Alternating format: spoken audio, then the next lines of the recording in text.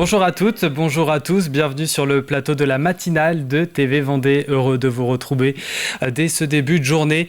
Nous sommes le mercredi 15 novembre 2023, milieu de semaine. Nous allons commencer par, vous en avez l'habitude, par les titres. Ce qui vous attend d'ici cette demi-heure. La saison touristique a été bonne en Vendée. C'est la conclusion pour les professionnels réunis hier au siège de Vendée Expansion. Plus de 8 professionnels sur 10 du tourisme en Vendée se disent satisfaits ou très satisfaits du chiffre d'affaires réalisé. L'association Camembert propose aussi une nouvelle édition de son festival. Cette année, nous aurons à l'affiche des artistes régionaux. À retrouver également, deuxième partie de cette édition, le Plus Info, le ciné de la semaine, mais aussi l'extrait du jour. Aujourd'hui, il s'agit de Y a une asso pour ça. Le jeu, c'est avec notre partenaire, les Ateliers du Goût, chocolaterie artisanale située à Foussay-Perret. On vous offre un panier garni de chocolat d'une valeur de 50 €, histoire de vous régaler. Et pour vous aider à répondre à la question de la semaine, le troisième indice va arriver dans quelques instants. Mais tout de suite, place à la météo avec un ciel qui est plutôt dégagé de ces débuts de journée. Les nuages seront aussi présents, mais le soleil arrivera quand même à faire quelques percées. Concernant les températures, nous notons une légère baisse. Dès ce début de journée, vous prévoyez en moyenne 11 degrés à l'est, 14 pour l'ouest. Dans l'après-midi, le ciel sera plus voilé, les éclaircies plus timides, mais nous resterons quand même au sec. Normalement, la baisse du mercure se confirme. On aura en moyenne 15 degrés sur l'ensemble du département. Après les prévisions météo, place au marais. La basse mer est prévue en toute fin de matinée, avant la pause déjeuner, 11h34. L'autre est en fin de soirée, 23h50. La marée haute est prévue en début de soirée pour 17h33, coefficient marée 86-84. Les marchés du jour. Nous pouvons voir sur notre carte qu'il y en a un peu partout dans le département le mercredi. On peut se trouver à Saint-Pierre-du-Chemin, Angles, mais aussi Bellevigny, La Roche-sur-Yon, à Tresse-Septier également. Nous sommes le mercredi 15 novembre 2023 et le 15 novembre, nous embrassons les Jean Arthur, Mallory, Malo ou encore les Victoria. Cette journée mondiale c'est la journée mondiale des écrivains en prison.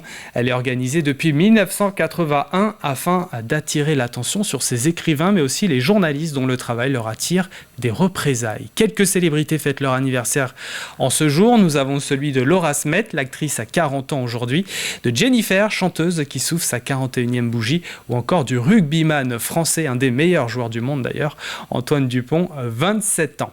J'ai la citation du jour: il faut vivre à Rome selon les coutumes romaines. Voilà, 17h33, c'est l'heure à laquelle le soleil se couche en Vendée. 1 minute de jour en moins par rapport à hier, mardi. Allez, c'est parti pour le journal 100% local de la rédaction.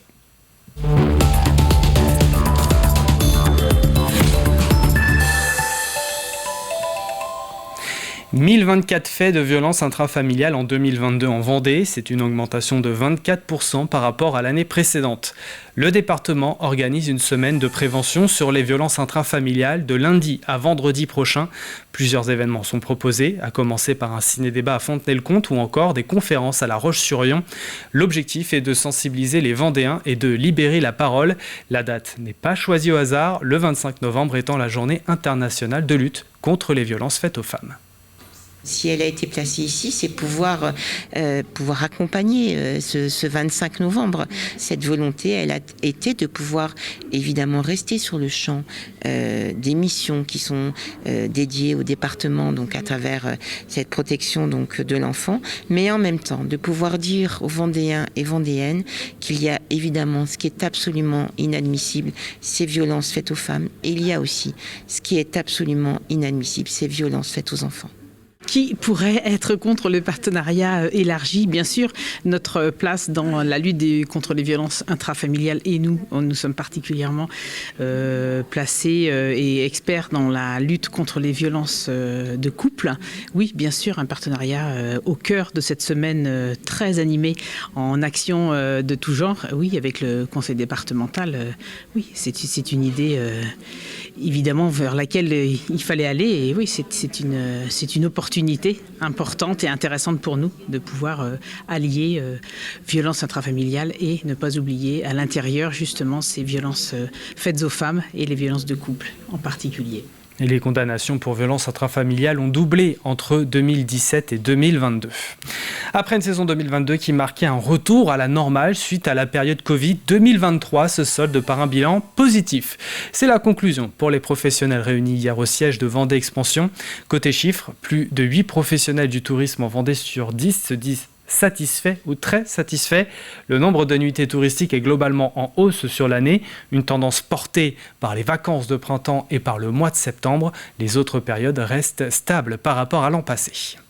L'heure du bilan a sonné, la saison touristique vendéenne 2023 s'est achevée. Lancée en avril, elle s'est terminée à l'issue des dernières vacances de la Toussaint. Guillaume Jean, vous êtes le président directeur général de Vendée Expansion, qui compte parmi ses prérogatives l'organisation de l'offre touristique vendéenne au sens large. Quel bilan peut-on tirer de cette saison touristique 2023 en Vendée ? 2023, c'est une saison...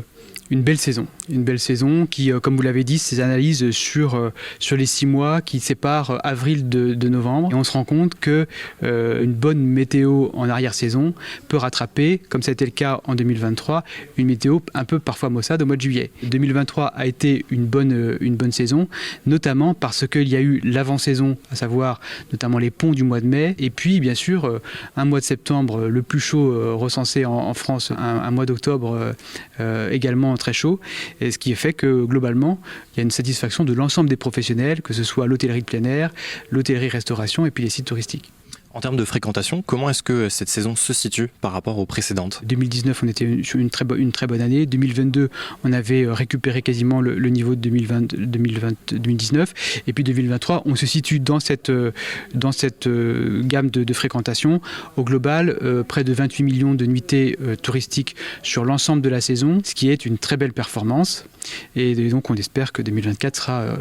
bien meilleur que ça. Et quelle est la clientèle qui est venue sur cette saison touristique en Vendée en 2023 ? 80% des touristes qui viennent en Vendée sont des touristes français qui viennent principalement du Grand Ouest de la France et du bassin parisien. Les 20% restants, c'est la clientèle étrangère, principalement des Britanniques et puis bien sûr les Allemands, les Belges, les Néerlandais. Cette clientèle internationale, on va la chercher aussi sur des pays nordiques, mais aussi sur la péninsule ibérique, Espagne, Portugal. On a vraiment tout pour les satisfaire, et c'est important aussi de pouvoir diversifier les pays d'origine de ces clientèles étrangères. Merci Guillaume Jean, et puis on rappelle, donc vous l'avez dit, sur cette saison touristique, ce sont près de 27 800 000 nuitées touristiques en Vendée.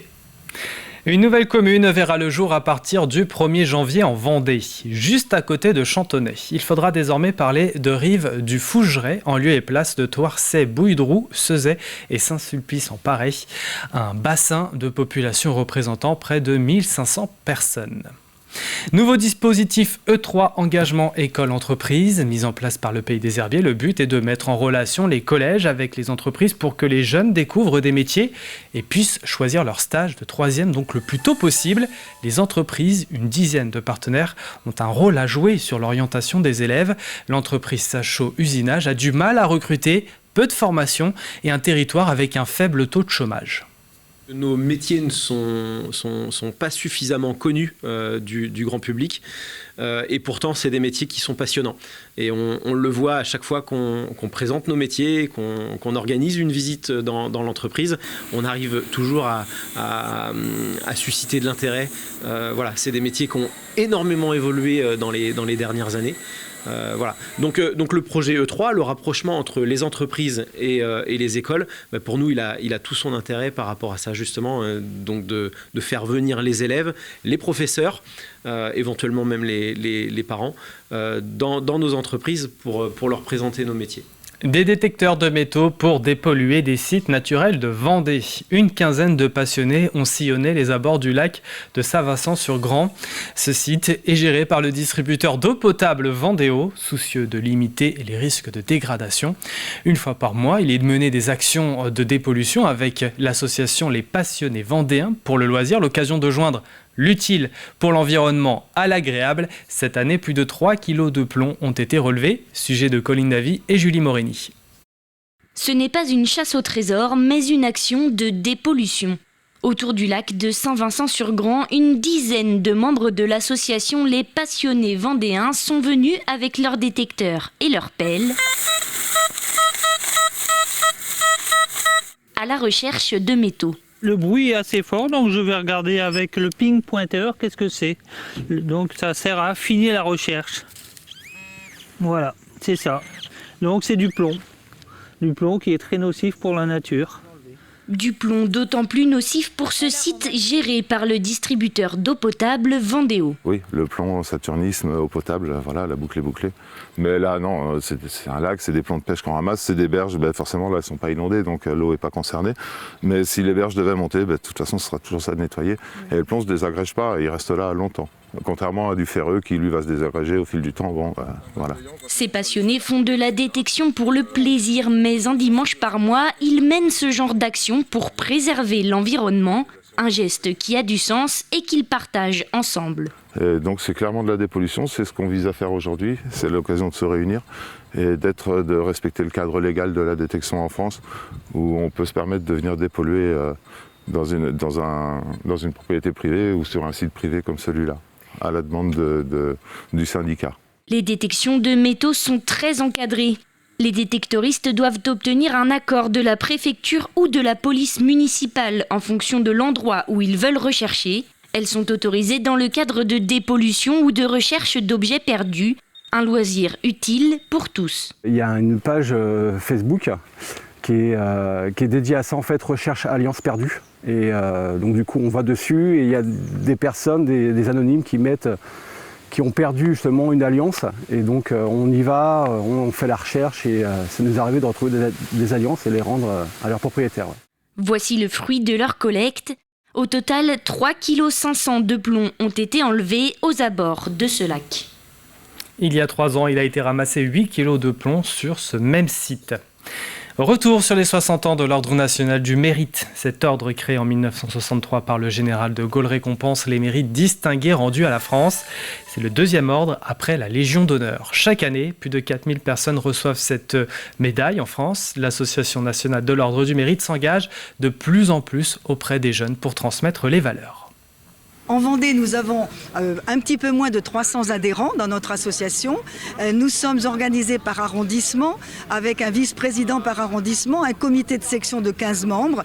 Et nous conduisons de nombreuses actions en direction de la jeunesse, comme l'a évoqué tout à l'heure le président, autour des notions de civisme, citoyenneté, civilité, mémoire.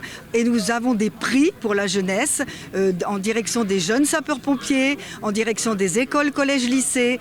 C'est vraiment notre, j'ai envie de dire un petit peu notre marque de fabrique que de transmettre les valeurs de la République à nos jeunes à travers des actions concrètes précisément. Implanté au cœur du foyer de jeunes travailleurs de Fontenay-le-Comte, il y est accueilli depuis les années 80 de nombreux concerts, notamment de jazz. L'association est toujours en activité. Cette année, elle propose une nouvelle édition de son festival Jazz sur Camembert. C'est de vendredi à dimanche prochain, du 24 au 26. Cette année, nous aurons à l'affiche des artistes régionaux, 3 formations qui proposent des univers jazz très différents. On a depuis longtemps assumé le fait qu'on programmait du jazz. Au début, c'était un peu plus consensuel, je vais dire, et puis on a assumé au fil du temps nos goûts prononcés pour le jazz. La première soirée, c'est donc un jazz, un peu world jazz, avec un peu ambiancé. Le samedi soir, avec Marc Le Seyeux, on est sur un quartet qui va être acoustique, avec des standards de jazz, des standards des années 60-70.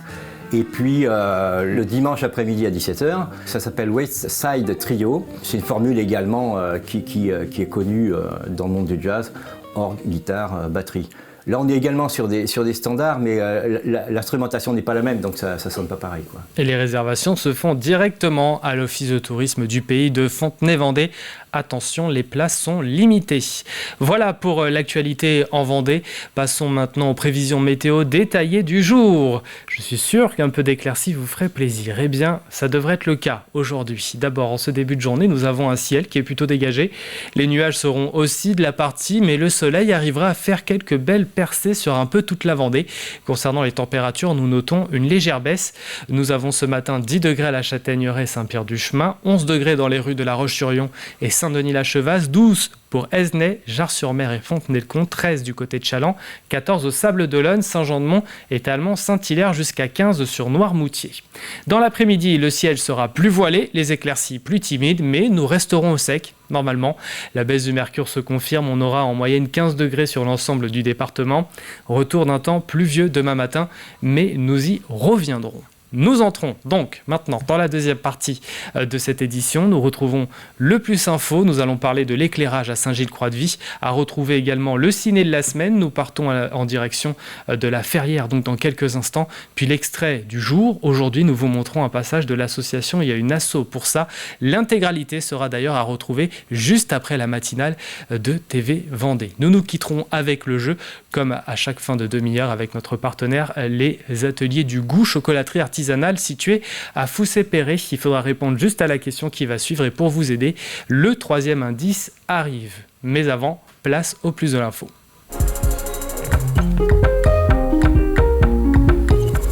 La ville de Saint-Gilles-Croix-de-Vie a dévoilé voici un an son plan d'économie d'énergie en retravaillant son schéma directeur d'aménagement lumière, à savoir l'éclairage public. Elle vient de retravailler ce schéma qui s'articulera désormais chaque année, une organisation qui se fera sur 2 périodes distinctes, l'une du 16 novembre au 30 avril et l'autre du 1er mai au 15 novembre.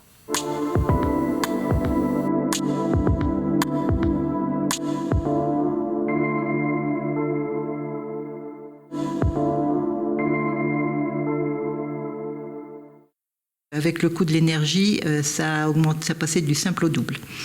Et donc il fallait absolument faire quelque chose. Au-delà du coût, il y a aussi la biodiversité et l'aspect environnemental qui est important. Donc éteindre, ça permet aussi à la biodiversité de se régénérer la nuit.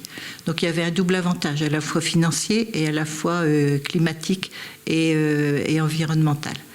Donc on continue sur cette lancée, mais en modifiant nos heures d'ouverture, enfin d'allumage et éteindre le réseau. Il y a déjà les axes de grande circulation et où il y a beaucoup de voitures et où il y a une circulation quand même intense. Et puis il y a les carrefours qui peuvent être potentiellement dangereux. Donc ça, ils sont éclairés à longueur de temps. Et puis il y a aussi la vie des habitants. Donc la vie des habitants, c'est les cafés, les restaurants, les lieux de promenade. Donc ça aussi, c'est vu différemment. Et puis ensuite, il y a les quartiers où l'on vit.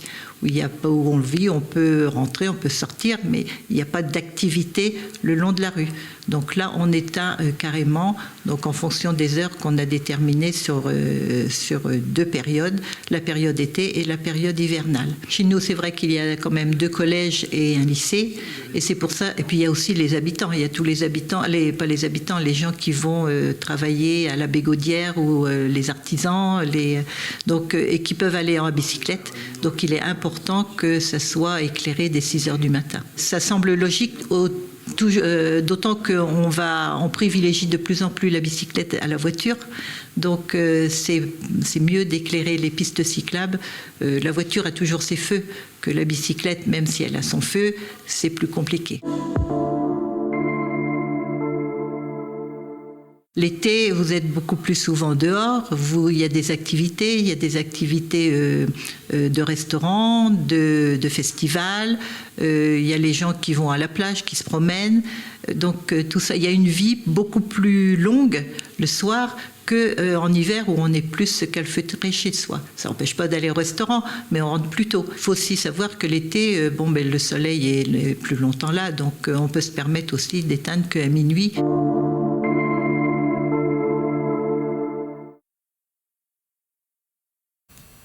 Et voilà pour le plus de l'info à retrouver aujourd'hui sur TV Vendée. Il est temps à présent de passer au ciné de la semaine. Et pour cela, nous prenons la direction de la Ferrière.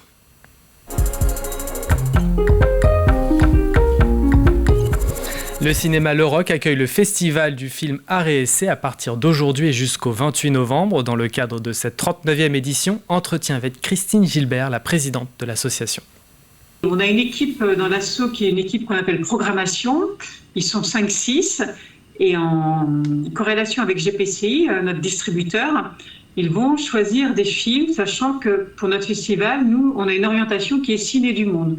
Donc dans notre cahier des charges, c'est des films art et essai et du monde entier. Voilà ce qu'on veut pendant ces 2 semaines 2 films par jour du monde entier.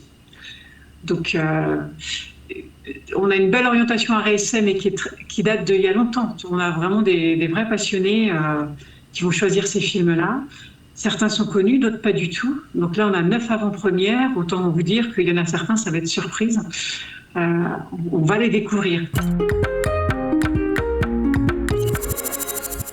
Un documentaire qui s'appelle Tziganes sur la route avec Tamer Antong. C'est une association de Seine-Saint-Denis qui a fait un spectacle et qui a tourné dans toute la France. Et derrière cette association, il y a eu pendant des années Samuel, dont les parents habitent en face le cinéma. Donc là, c'est presque une rencontre avec nos voisins, mais sur quelque chose qui a tourné en Europe, un spectacle avec des jeunes venant de milieux défavorisés.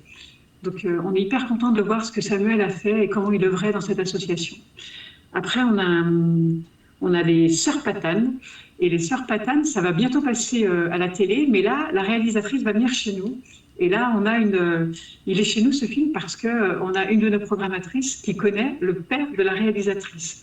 Donc là, on se retrouve en Asie. Et le dernier documentaire, c'est grâce à l'association Congo Futur, qui a son siège à La Ferrière. Et pour une fois, c'est un documentaire qui parle de l'Afrique, mais par une de ses artistes. Donc l'artiste s'appelle Rode Makumbu. Et elle fait un boulot, c'est magnifique ce qu'elle fait. Et là, on va parler de l'Afrique, mais de façon très belle, quoi. Et le programme de Nassé en Vie, le festival du film Art et Essai, commence aujourd'hui, je le rappelle. Plus d'informations sur cinémaleroc.fr. Avant de passer au jeu de la semaine, place à l'extrait.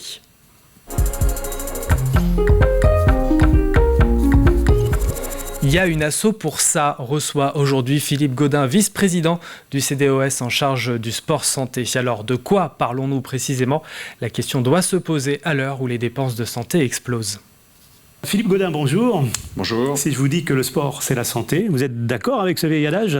Je pense que oui, c'est on s'aperçoit que dans le temps, malheureusement, le fait d'avoir une société qui s'est sédentarisée et qui pratique de moins en moins d'activité physique, parce que sans parler de sport, compétition, on parle bien d'activité physique, malheureusement, oui, on voit bien que nos conditions de santé, il y a de plus en plus de gens malades, de plus en plus de cancers, et beaucoup pourraient être évités par une activité physique un petit peu plus, pratiquée plus régulièrement. Et c'est vraiment ça notre credo. Et pourtant, on a l'impression que le sport a trouvé une place un peu plus forte, justement, dans la société. Ouais, je pense que la partie, en fait, le sport, mais c'est un véhicule d'image aujourd'hui. C'est-à-dire qu'on a vraiment des images télévisuelles ou de sport compétition. Donc ça, on n'a pas trop de soucis en France avec le sport compétition, même si on peut en reparler, parce que si on veut aussi avoir des médailles, il faut aussi que la société s'investisse dans une... Il y a un équilibre à trouver. Voilà ça, et puis même s'investisse un peu pour avoir créé l'envie de faire du sport, tout simplement. Et donc notre idée, en fait, est là, c'est qu'à un moment...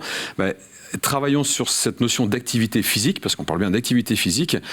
Peut-être qu'un jour ça amènera à du sport compétition, mais d'abord, remettons la société en France à faire de l'activité physique régulière. Et ça, dès le plus jeune âge. Et le plus tôt possible, bien entendu. Le sport santé, c'est quoi, selon vous ? Pour moi, le sport santé, c'est vraiment je reprends le propos, c'est sur une société sportive, en fait. C'est vraiment de dire qu'à un moment, on veut des médailles. À un moment, on veut des médailles, on veut toujours des belles choses. Et c'est normal, et la société, elle est faite d'images comme ça. On est dans un esprit de compétition. Dans un esprit de compétition. Donc ça existe. Maintenant, si on veut des médailles, et si on veut aussi avoir une société qui soit saine, il faut qu'on pratique ce sport santé. Donc le sport santé, alors c'est toujours pareil, attention, on ne demande pas à tout le monde de faire du sport en compétition de façon absolue. On en discute ensemble, on a quelques souvenirs communs de compétition en marathon ou en triathlon.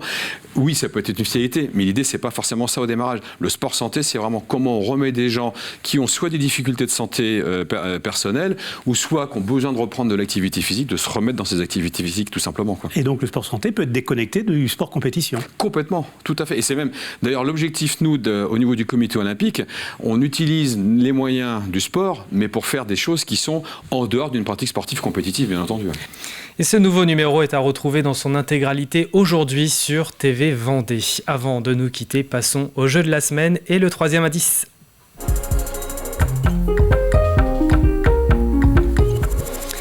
Avis aux gourmands, ce cadeau pourrait vous plaire. En tout cas, on a de quoi vous régaler cette semaine avec notre partenaire, les Ateliers du Goût, du côté de Foussé-Perret. À gagner un panier garni de chocolat d'une valeur de 50 €.